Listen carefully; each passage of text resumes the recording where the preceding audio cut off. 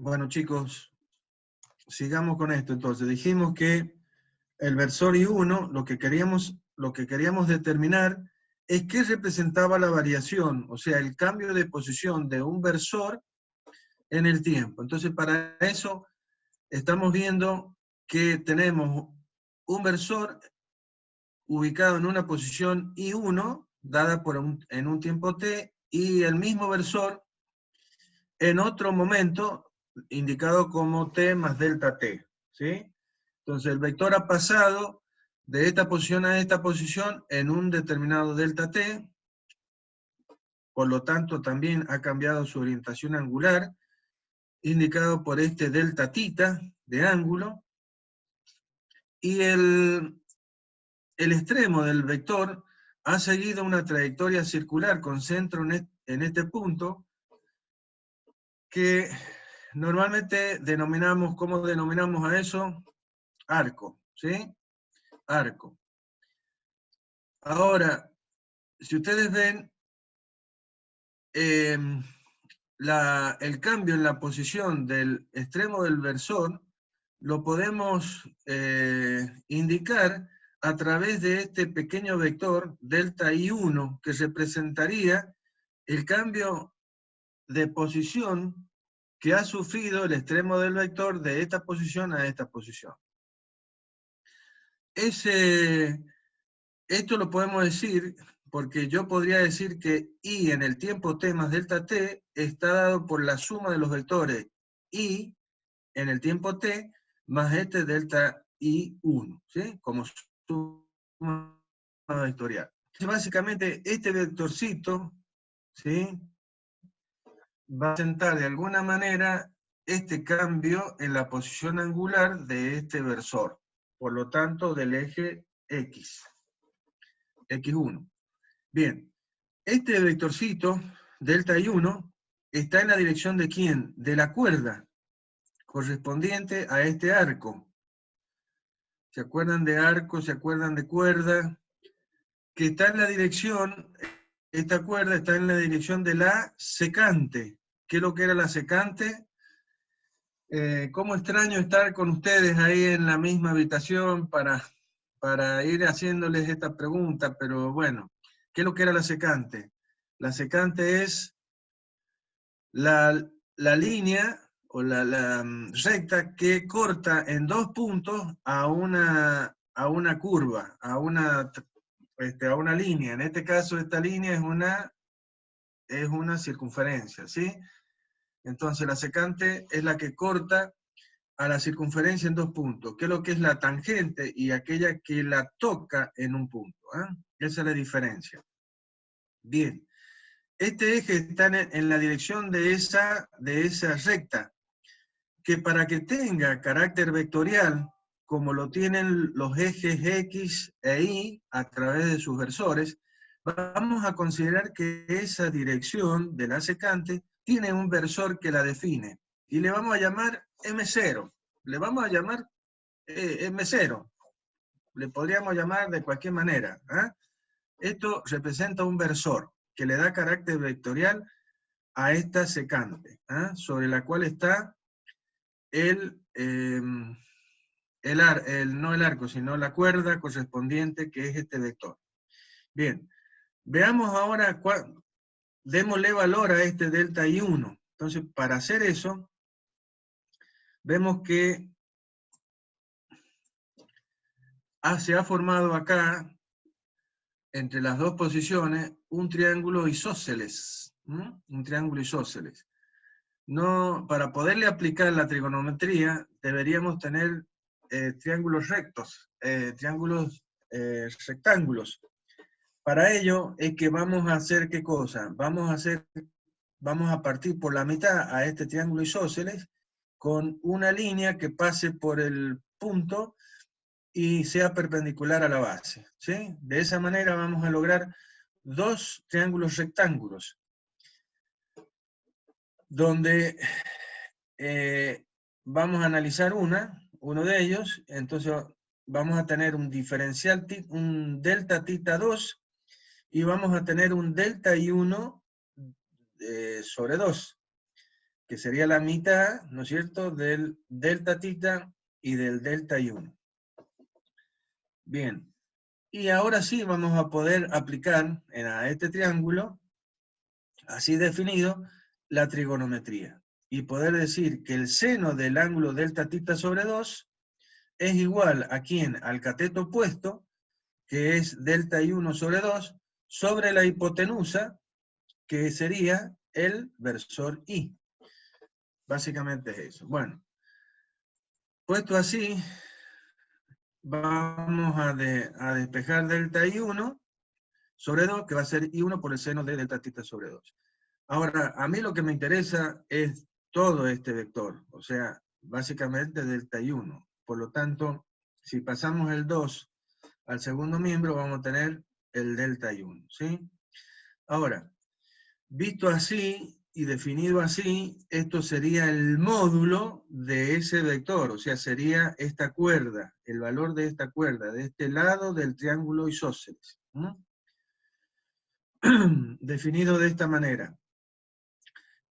Lo quiero yo como vector, por lo tanto tengo que darle el carácter vectorial. ¿Quién le va a dar el carácter vectorial? Y lo que dijimos que era el versor que me define a esta línea, a esta recta.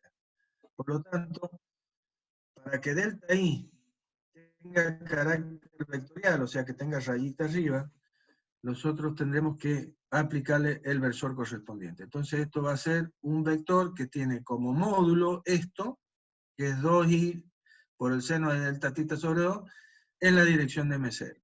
Bien. Eso sería este vector, este pequeño vectorcito que está ahí. Pero yo quiero la variación de ese vector. Quiero encontrar cuánto vale ese vector, la variación de este vector, para lo cual sabemos por análisis 1 que tendríamos que hacer la derivada. Por lo tanto, veremos la variación de este vector en el tiempo. Entonces vamos a dividir delta I1 en el tiempo. Y nos va a quedar la expresión de esta manera. O sea,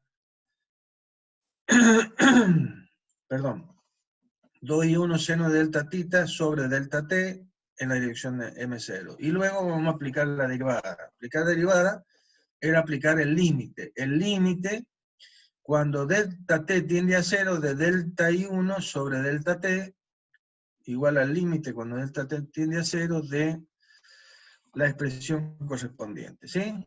No lo voy a leer porque ya la están mirando, ¿sí? Que es lo mismo.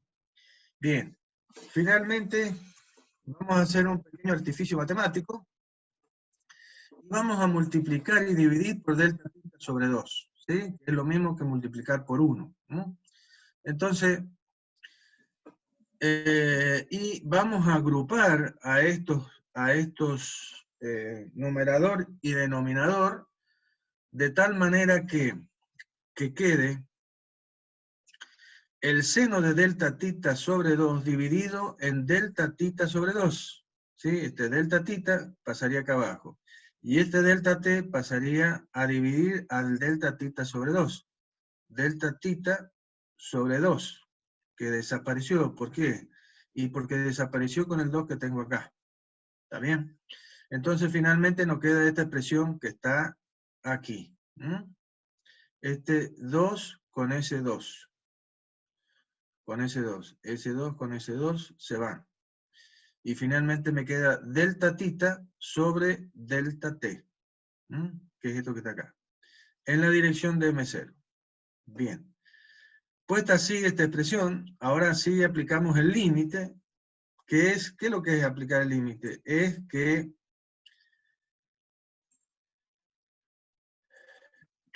esta secante se transforme en la tangente.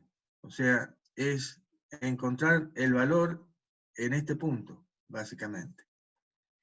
Cuando delta t tiende a 0. Cuando delta t tiende a 0, ¿a dónde estoy? Acá.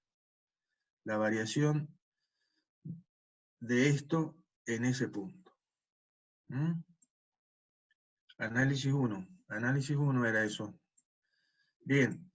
Cuando eso sucede, cuando delta t tiende a 0, ¿qué va a pasar con el delta I1 sobre delta T? Y se va a transformar en el diferencial de I1 respecto del diferencial de T.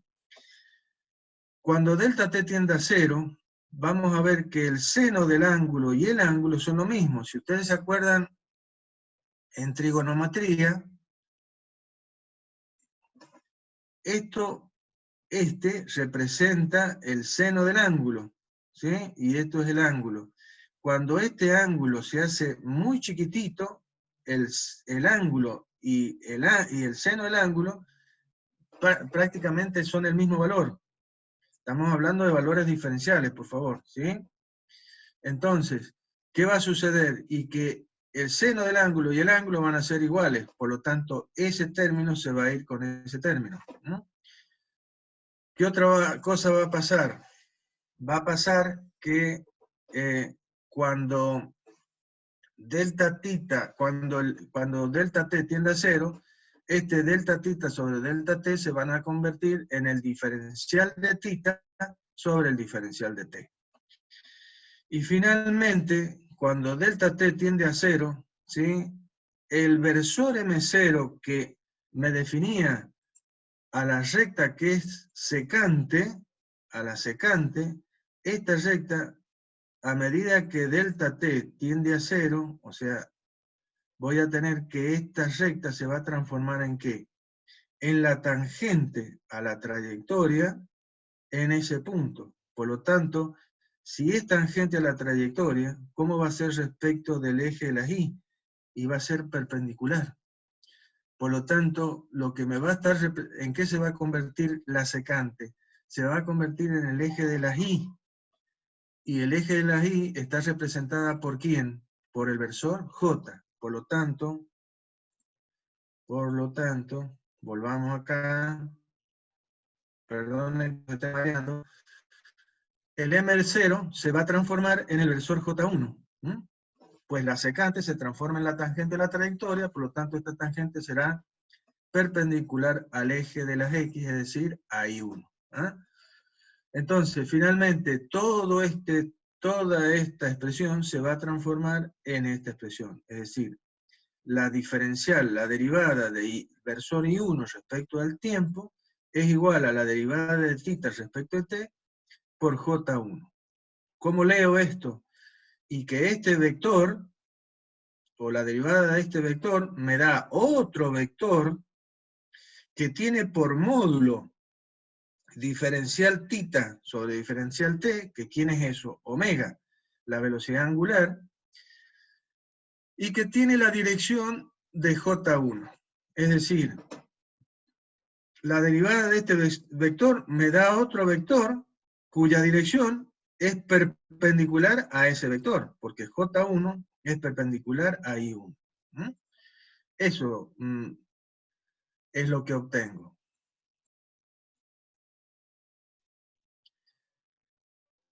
Entonces, bien, para utilizar esto en la ecuación, a su vez vamos a considerar que este producto escalar que está representando la derivada del versor I1 respecto de t, lo vamos a considerar como un producto vectorial. Yo lo voy a escribir a omega por J1 como un producto vectorial. ¿Entre quiénes? ¿Entre quiénes? Entre omega e i. Entonces, sabiendo que omega es un vector, ¿esto representa qué cosa? Representa el módulo de un vector, porque la omega es la velocidad angular, y la velocidad angular es un vector que tiene dirección, ¿qué dirección? La de el versor k, que es perpendicular al eje xy, ¿sí? Entonces, omega como vector tiene módulo omega, y la dirección es la dirección de K1, que sería el eje de la Z, que es perpendicular al plano de la pantalla de ustedes, ¿sí? Entonces, si nosotros hacemos el producto vectorial de omega por I1, esto va a ser el producto vectorial de omega módulo por K1 vector, y del versor I, que tiene módulo 1 por versor, ¿sí? Ahora, omega por 1 es omega, y K por I sería, el producto vectorial de K por I sería que este versor, que está representado acá por el vertical, ¿sí? Se mueve sobre el eje de las I. Por lo tanto, me da un vector que es perpendicular a este plano. Perpendicular al plano, y que es justamente el J. Entonces, el producto vectorial de K por I significa que los 4 dedos de la mano indican cómo se mueve el vector K acercándose al vector I. ¿Sí? Y el dedo pulgar, ¿sí? El gordito que le digo yo, me indicaría el sentido y la dirección del vector resultante. ¿Y quién es el vector resultante? El vector J. Por eso, el producto vectorial de omega por el versor I me da omega en la dirección de J1, es decir, la expresión que yo tengo acá. Por lo tanto, la derivada de I1 respecto de t la puedo expresar como omega vectorial I1. De la misma manera, yo puedo expresar la variación del versor J como el producto vectorial de la velocidad angular por el versor J. Dijimos que lo que le estaba pasando al eje de las X le pasaba al eje de las Y. Por lo tanto, lo que le pasa a I1 le pasa a J1. Bien. Entonces, las variaciones de J de I1 y de J1, o sea, los cambios o variaciones que sufren en el tiempo, se deben básicamente al hecho que el sistema de referencia está sufriendo una rotación instantánea expresada por este vector diferencial θ, ¿sí? Por lo tanto, representan la rotación del sistema móvil respecto del sistema fijo. No se olviden de eso. El sistema móvil, X1 y 1, está rotando respecto a ¿quién? Al sistema fijo. ¿Y según qué? Según un eje que es perpendicular al plano XY, que pasa por A. Y lo hace con una velocidad omega. Básicamente, eso es lo que nos está indicando estas derivadas, lo que dice en este pequeño párrafo acá. Bien, entonces ahora volvemos a la ecuación donde nosotros teníamos la derivada de los versores. ¿Qué vamos a hacer? Y vamos a reemplazar estos términos por su valor, y este término por su valor. Es lo que hacemos acá. ¿Sí? Este término es el que me representaba, ya lo vimos, la velocidad relativa de B respecto de A. ¿Sí? Bien. Entonces acá vamos a reemplazar la derivada por lo que representa. ¿Sí? Bien. Y vamos a usar la propiedad distributiva del producto vectorial, que básicamente, una vez aplicada, nos queda esto que está acá. O sea, va a ser, es como si sacáramos omega, factor común, ¿sí? ¿De quién? De XB y 1, y de IB y J1. Por lo tanto, dentro del paréntesis nos queda XB por I1 más IB por J1. ¿Y quién es esto?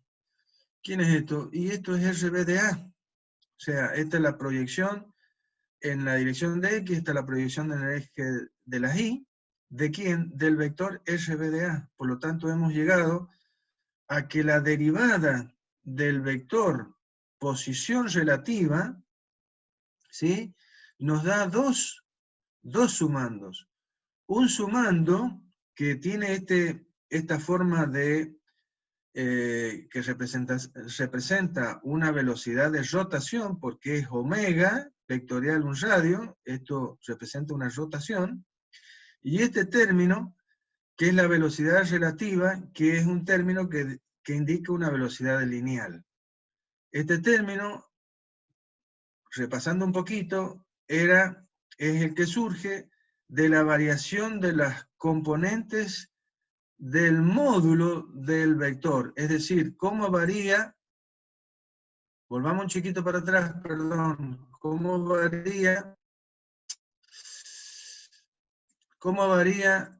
la longitud de este vector, ¿sí? Ahora, esa es el segundo término, es la velocidad relativa de B respecto de A.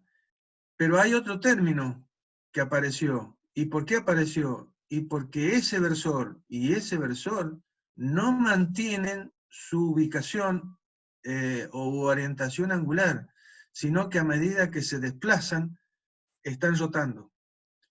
Por lo tanto, esa variación es la que está expresada, perdón,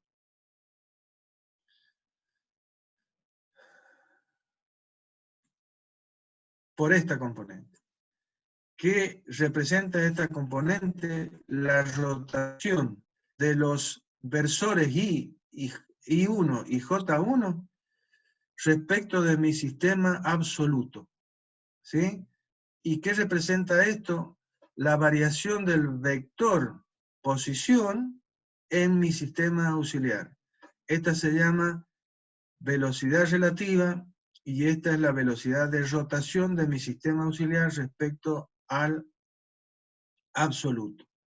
Finalmente la ecuación, ¿sí? Habíamos partido de que la velocidad de B es la velocidad de A más la derivada de RB de A respecto al tiempo, y reemplazando obtenemos la ecuación de velocidad correspondiente a este movimiento, que está expresada justamente por tres componentes, como yo les empecé a decir al principio. Esta velocidad de A, más esta velocidad de rotación, más esta velocidad de deslizamiento, que es la velocidad que llamamos velocidad relativa. Ahora, estos dos sumandos, que es la velocidad de A más la velocidad de rotación, representan lo que se denomina la componente de arrastre, ¿sí?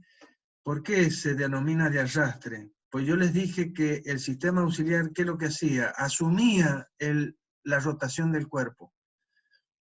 Por lo tanto, básicamente, lo que representa esto es, esta velocidad de traslación, es la velocidad de traslación del origen del sistema auxiliar. ¿Sí? Y esta velocidad es la velocidad de rotación del sistema auxiliar. ¿Respecto de quién? Las dos, de mi sistema absoluto. ¿Mm? Por eso, estas dos velocidades son las velocidades que tiene un punto que está sobre el cuerpo, ese punto B, que había mostrado yo, sobre el cuerpo, este punto B, que no pertenecía al cuerpo, pero estaba sobre el cuerpo. Por lo tanto, tiene una velocidad de traslación y una velocidad de rotación. Esas dos velocidades, esas velocidades que llamamos de arrastre, los estoy mareando, disculpen. Esas dos velocidades son estas dos. Es decir, yo siempre uso este ejemplo que es mi caballito de batalla. Ustedes están sentados enfrente de la computadora escuchándome y teóricamente consideran que están quietos, ¿sí? Que no se mueven, no se están moviendo, porque teóricamente están atentos a mi explicación, ¿sí? Pero resulta que si ustedes pudieran salirse de la Tierra, ¿sí? Lo cual significa que estarían mirándola desde afuera a la Tierra, desde un sistema absoluto que tiene que estar en el Sol, ¿sí? Verían que la Tierra sigue una trayectoria alrededor del Sol, que es su movimiento de traslación. Pero además, la Tierra rota respecto de su eje, que sería la rotación.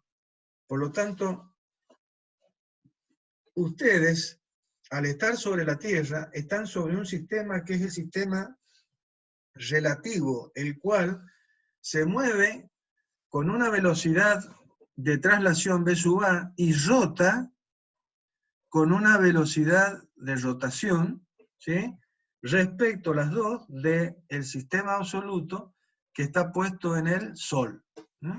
Estas son las velocidades que ustedes tienen por estar arriba de la Tierra, aun cuando no se dan cuenta que la tienen. ¿Sí? ¿Por qué? Y porque están sobre el sistema auxiliar.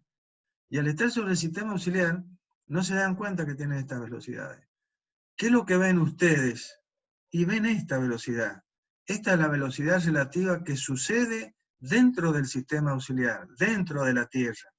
El hecho de que en este momento están en la habitación y entra su mamá a dejarles un café. La mamá se mueve con respecto a ustedes. Ese movimiento está representado por esta velocidad. Pero además, ustedes, por estar arriba de la Tierra, tienen estas dos velocidades que se denominan de arrastre. ¿Por qué no las sienten? ¿Por qué no sienten que nos estamos moviendo arriba de la Tierra con esta velocidad que creo que son 104.000 kilómetros por hora? Y esta, no me acuerdo bien en este momento, pero también es bastante grandecita. ¿Por qué no se dan cuenta?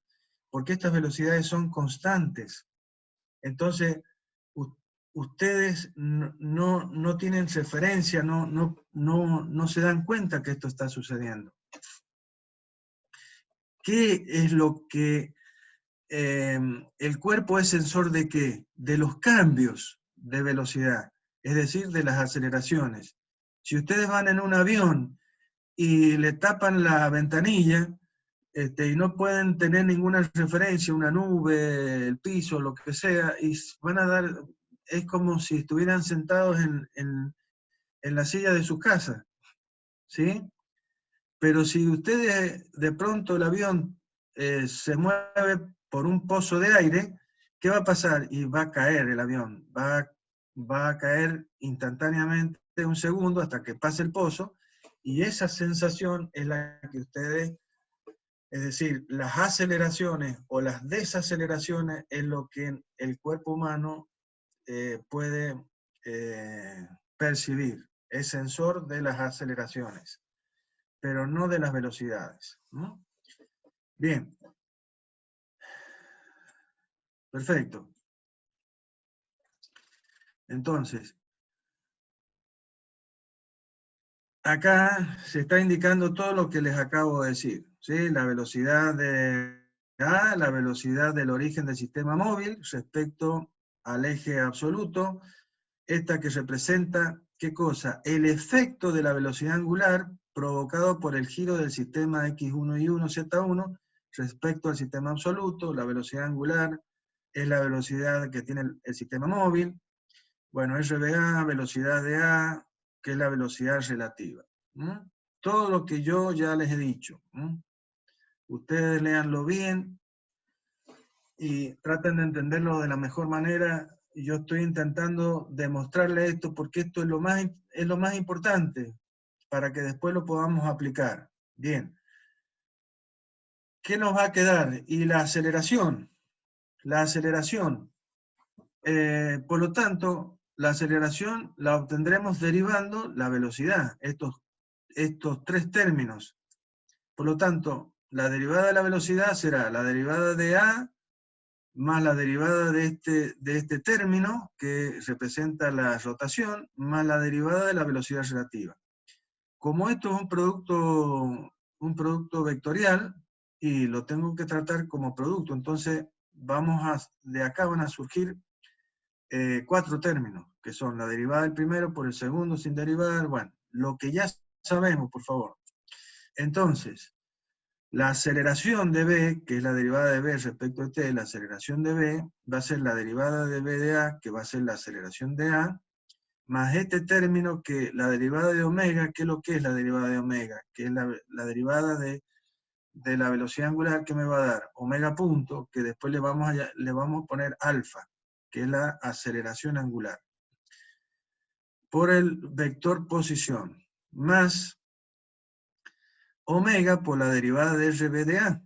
Pero este RB de A, acabamos de encontrar que vale estos dos términos, la rotación del sistema auxiliar más la velocidad relativa. Así que este término también lo tenemos.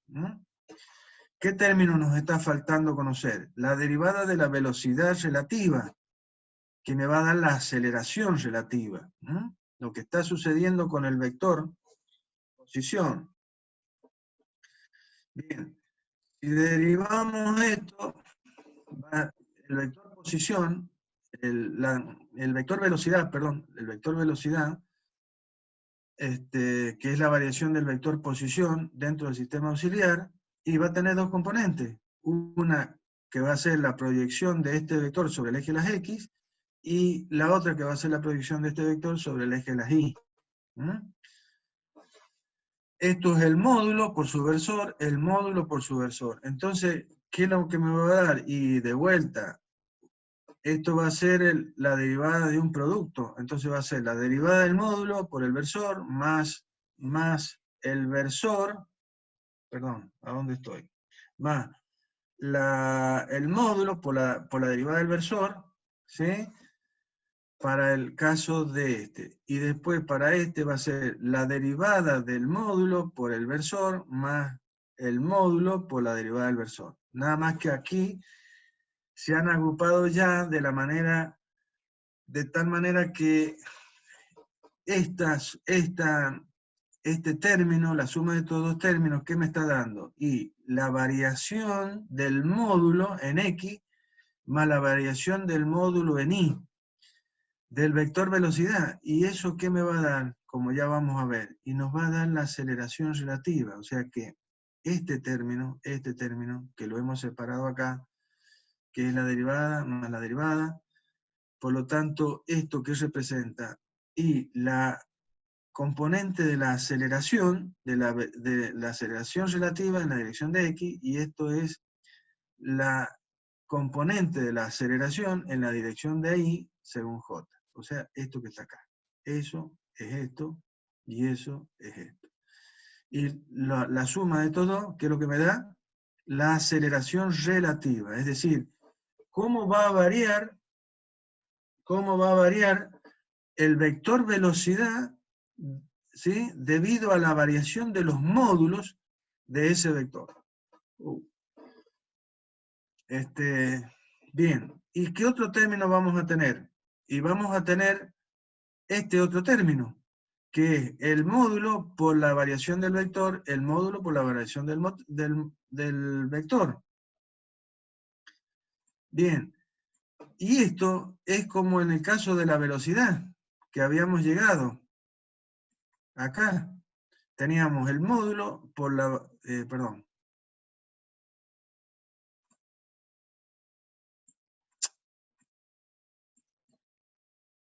Bueno, no importa. Quiero ser lo más explícito posible, pero bueno. Eso lleva mucho tiempo.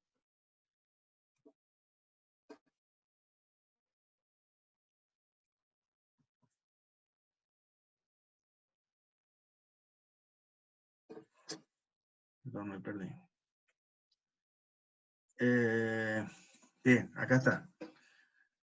Tenemos el módulo por el versor, pero esto habíamos llegado, por lo que ya dijimos, esto era el producto vectorial de omega por I, y esto era el producto de omega por J. Entonces, al reemplazar y hacer la propiedad distributiva, como hicimos con velocidad, es lo mismo que hicimos con velocidad. ¿Qué obtenemos?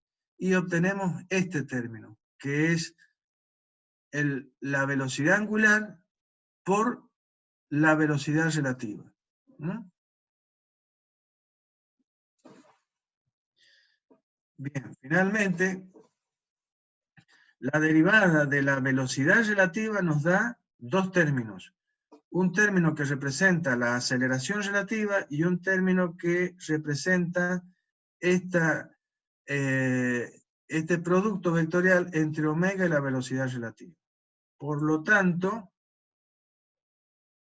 si nosotros reemplazamos en la ecuación general, que decía que la aceleración de B era la aceleración de A, más este término que era omega punto por RBA, más omega por la derivada de RBA, más la derivada de la velocidad relativa. Entonces, dijimos que este término ya lo habíamos encontrado y era este término que está acá, era la suma de estos dos términos.